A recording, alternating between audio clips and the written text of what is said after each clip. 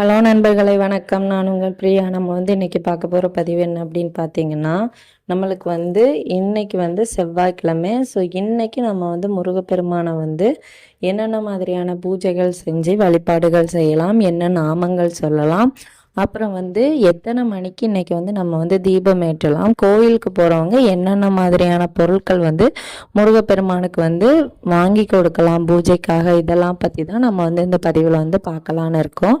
அதற்கு முன்னாடி நீங்கள் நம்ம சேனலை இது வரைக்கும் சப்ஸ்கிரைப் பண்ணாமல் பார்த்துட்டு இருந்தீங்க அப்படின்னா மறக்காமல் சப்ஸ்கிரைப் பண்ணி வச்சுக்கோங்க. இது போல் முருகர் சம்மந்தமான பயனுள்ள தகவல்களை நீங்கள் தொடர்ந்து பார்த்து தெரிந்து கொள்ள முடியும். இப்போ வாங்க நம்ம பதிவுக்குள்ளே போகலாம். நீங்கள் இந்த பதிவை பார்க்கக்கூடிய முருகபக்தர்களாக இருந்தீங்க அப்படின்னா ஓம் சரவணபவா போற்றிங்கிறத நம்மளோட கமெண்ட் பாக்ஸில் கமெண்டாக போஸ்ட் பண்ணுங்கள். இப்போ வாங்க நம்ம பதிவுக்குள்ளே போகலாம்.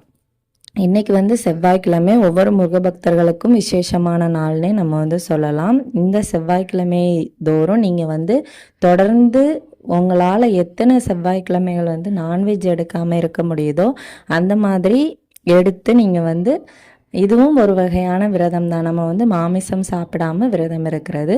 ஸோ நீங்கள் மற்ற மாதிரி காய்கறி எல்லாமே சாப்பிட்டுக்கலாம். நான்வெஜ் மட்டும் வீட்லேயும் எடுக்கக்கூடாது, நீங்களும் சாப்பிடக்கூடாது. அப்படியும் நீங்கள் செய்யும்போது முருகனோட அருள் உங்களுக்கு பரிபூரணமாக கிடைக்கும்.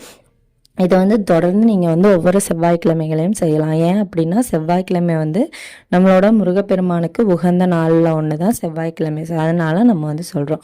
அதுவும் இந்த வைகாசி மாதமும் நம்ம தொடர்ந்து இப்படி செய்யும்போது கண்டிப்பாக முருகப்பெருமானோட அருள் நம்மளுக்கு பரிபூரணமாக கிடைக்கும். முருகப்பெருமான் அவதரித்த இந்த வைகாசி மாதத்தில் நம்மளுக்கு விசேஷமாக வரக்கூடியது வைகாசி விசாகம். ஜூன் 9ஆம் தேதி நம்மளுக்கு வரப்போகுது.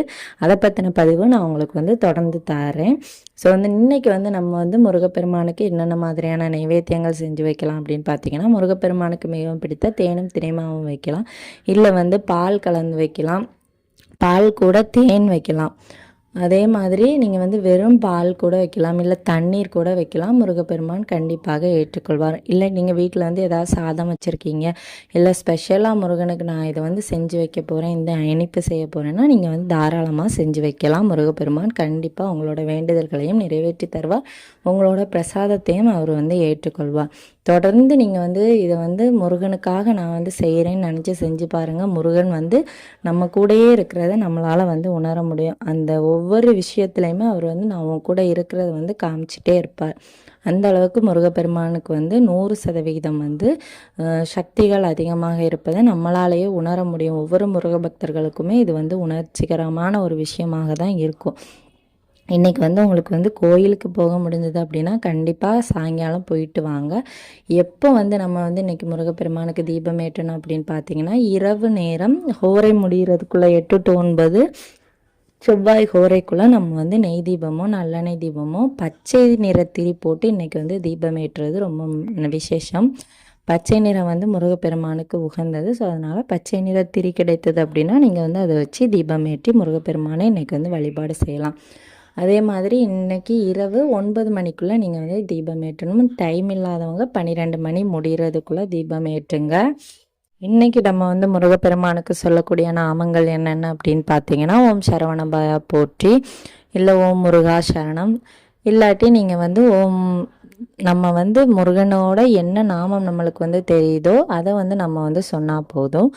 உங்களுக்கு கஷ்டமாக இருந்தது அப்படின்னா முருகா சரணம், ஓம் முருகா போற்றி இதை மட்டுமே நீங்கள் சொன்னால் போதும். எத்தனை முறை சொல்லணும்னு தோணுதோ அத்தனை முறை சொல்லுங்கள். கந்த சஷ்டி கவசம் படிங்க, வேல்மாறல் படிங்க. கட்டாயமாக உங்களோட பிரச்சனைகள் எல்லாமே தீரும். வேல் இருந்தது அப்படின்னா கண்டிப்பாக அபிஷேகம் பண்ணணும்.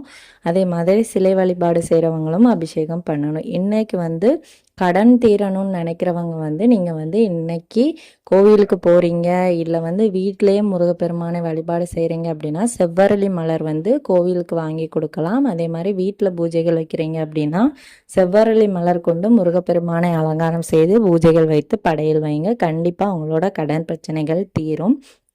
என்னதான் நம்ம கடவுள்கிட்ட வழிபாடு செஞ்சுட்டு வந்தாலுமே நம்ம தொடர்ந்து வேலைகளுக்கும் போயிட்டு வரணும். நம்ம உழைக்கிறத கைவிடக்கூடாது.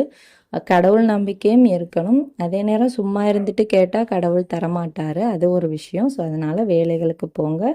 உடலை வந்து ஆரோக்கியமாக வச்சுக்கோங்க. அதே மாதிரி மனம் முழுவதும் முருகனையும் வச்சுக்கோங்க. இந்த பதிவு வந்து கண்டிப்பாக ஒவ்வொரு முருக பக்தர்களுக்கும் உபயோகமாக இருக்கும்னு நினைக்கிறேன். உபயோகமாக இருந்தது அப்படின்னா லைக் பண்ணிவிட்டு உங்களோட நண்பர்களுக்கும் இந்த பதிவை ஷேர் பண்ணிவிட்டு நம்மளோட சேனலை மறக்காமல் சப்ஸ்கிரைப் பண்ணி வச்சுக்கோங்க. இந்த வீடியோவின் முழு பதிவை பார்த்த அனைத்து முருக பக்த நண்பர்களுக்கும் மிக்க நன்றி.